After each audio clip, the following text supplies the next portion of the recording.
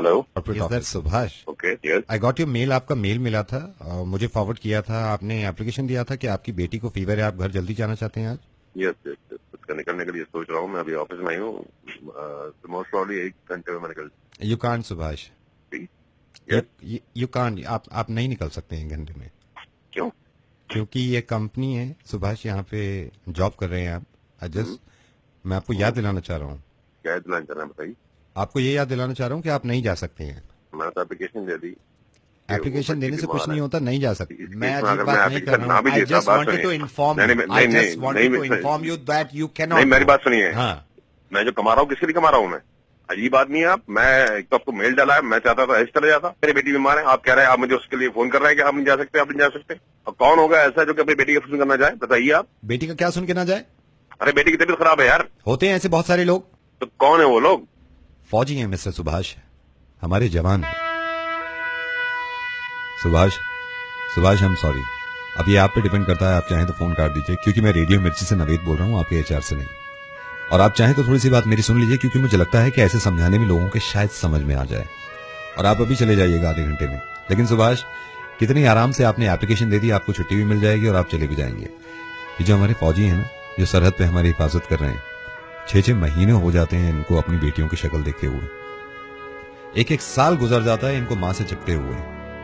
तो मैं आपसे ही बात कर रहा हूँ, आप जो सुन रहे हैं मैं आपसे ही बात कर रहा हूँ। जरा सा सोचिएगा थोड़ी देर के लिए कि आप जॉब पे हैं और आपकी बेटी की तबीयत खराब है और आपसे ये कह दिया जाए कि आप ये नहीं जा सकते, या आप मजबूरी हो, तड़प जाएंगे आप।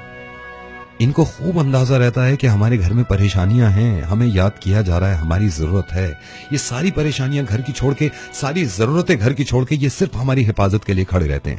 मुझे मालूम है कि मैं खुद सरहद पे जाके हिफाजत नहीं करता, लेकिन मैं ये तो कर सकता हूं ना कि जितनी कुर्बानियां हैं इनकी, उस सब का अंदाजा हो पूरे हिंदुस्तान को। ये जो 17 जवान शहीद हुए हैं ना सिर्फ हमारी हिफाजत के खातिर।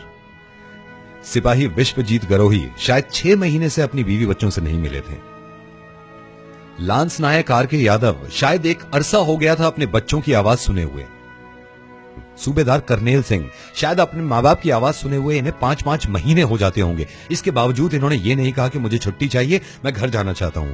ये शहीद हुए अपने परिवार की वजह से नहीं, सिर्फ आपकी और मेरी वजह से और हमारी हिफाजत की वजह से।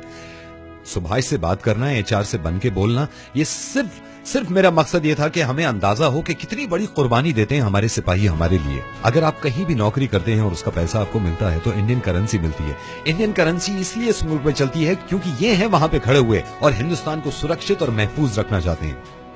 मैं पर्सनली इस बात को चाहता हूं और रिक्वेस्ट करता हूं, जहां भी आपको कोई जवान सिपाही दिखाई दे और आपको यह अंदाजा हो कि आपके परिवार और आपके मुल्क की हिफाजत करता है, तो उसके सामने जाके सैल्यूट करा करिए उसको। लेकिन एक कमाल की बात मैं बताऊं आपको, जिस घर का भी ये चिराग बुझ गया, अगर इसके घर में कोई छोटा बच्चा है तो पूरे घर की ख्वाहिश अब भी यही है कि इसको हम फौजी बनाएंगे और अपने मुल्क की हिफाजत करवाएंगे। कुछ दिन पहले इतनी बहस चलती थी कि असल देशभक्त कौन है। असल देशभक्त मुसलमान है, हिंदू है, ईसाई है, सिख है। असल देशभक्त ये लोग हैं जिनकी वजह से हम आजादी से देशभक्ति के नारे लगा सकते हैं। बहुत करते हैं और हमें उनकी रेस्पेक्ट करनी चाहिए, उनकी फैमिली की केयर करनी चाहिए और गवर्नमेंट को भी बहुत कुछ करना चाहिए। जय हिंद। जय हिंद।